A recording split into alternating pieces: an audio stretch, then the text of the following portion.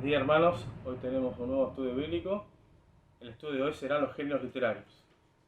Bueno, cuando uno a veces va a buscar un libro para leer en la biblioteca, en casa o en alguna librería, nos encontramos con la pregunta: ¿qué géneros literarios hay? ¿No? Hay muchos. Acá podemos ver, por ejemplo, poesía, tenemos infantiles, ficción, historia. Hay varios estilos literarios, ¿no? Y cuando uno lee un libro, a veces se da cuenta enseguida qué está leyendo, ¿no?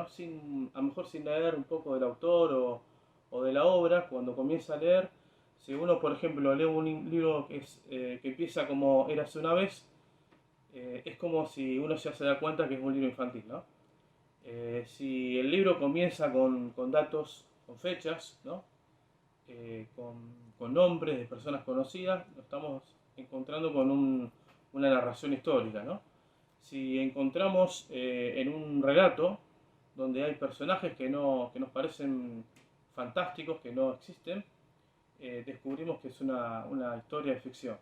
Bueno, en eso es muy interesante lo que dice el diccionario de Larousse acerca de los géneros literarios. Fíjense lo que dice: es una categoría literaria o artística que agrupa obras semejantes en estructura, intención, índole del asunto tratado y otras características.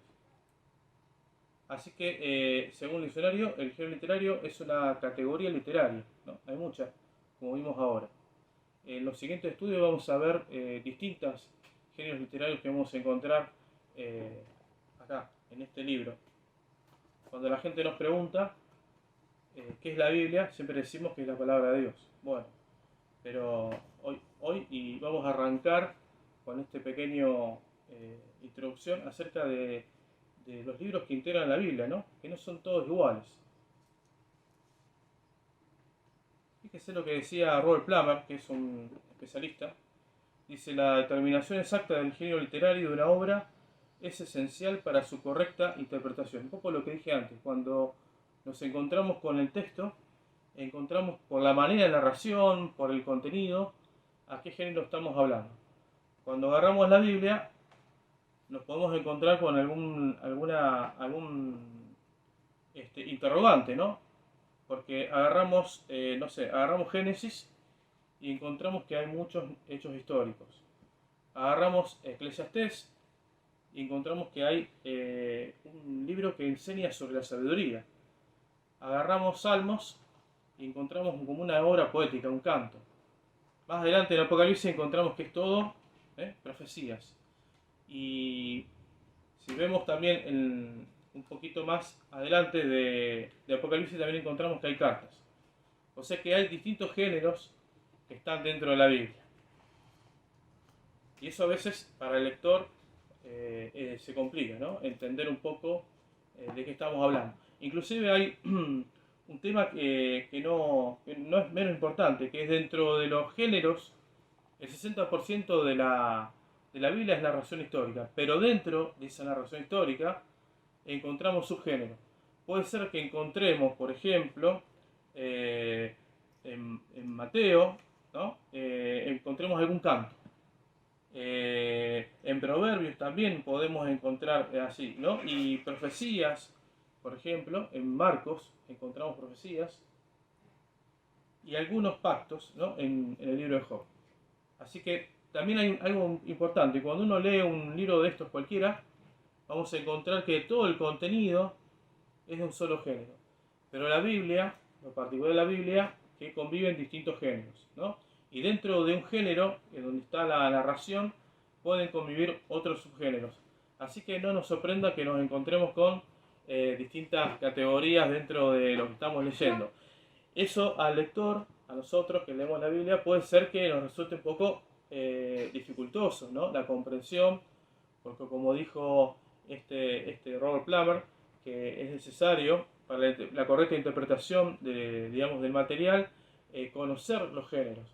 Por eso un poco la intención de este estudio y los que van a seguir es para conocer con más detenimiento, con más atención acerca de los géneros que la Biblia nos ofrece. Otra cosa a tener en cuenta, los detalles. A veces los relatos bíblicos históricos parecen obviar, ¿no? O algunos detalles que para nosotros que somos lectores modernos son, diremos que casi imprescindibles, ¿no? Para el tipo de lectura moderna. Un poco lo vemos en Éxodo, cuando vemos las plagas de Egipto, que Dios no explica bien cómo hace que las plagas se desarrollen, cómo atacan, bueno, pero sabemos que lo importante no es el detalle, ¿no?, de la narración histórica, sino la intencionalidad, que es un poco lo que vemos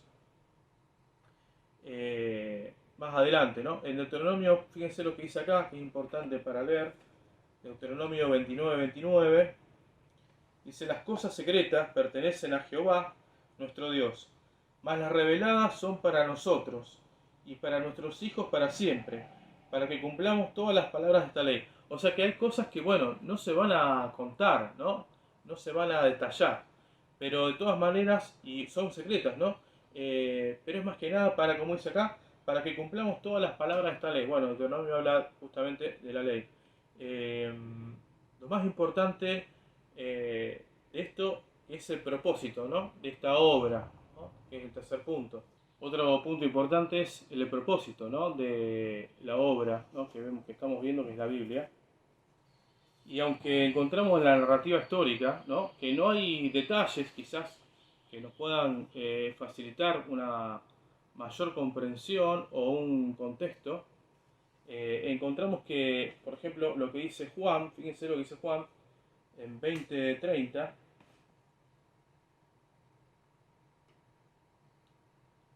hizo además Jesús muchas otras señales en presencia de sus discípulos, las cuales no están escritas en este libro, pero estas se han escrito para que crean que Jesús es el Cristo, el Hijo de Dios, y para que creyendo tengan bien su nombre.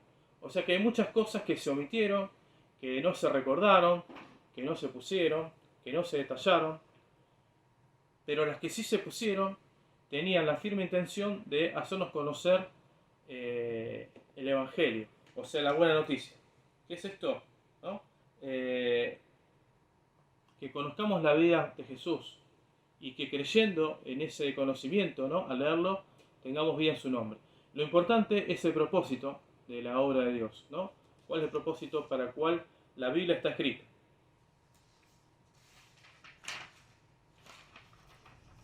Algunos ejemplos que podemos encontrar en la palabra de Dios acerca de los géneros que encontramos, ¿no? Podemos encontrar, por ejemplo, narrativa histórica, lo encontramos en los Hechos de los Apóstoles, en las Crónicas de los Reyes.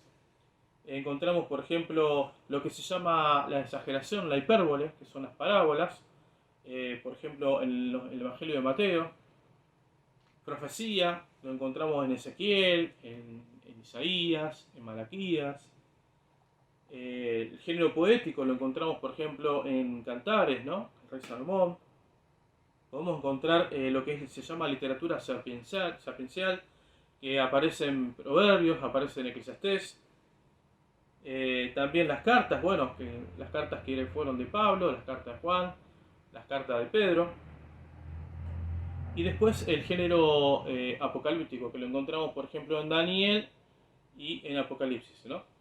Así que hay un montón de géneros para descubrir dentro de la palabra de Dios.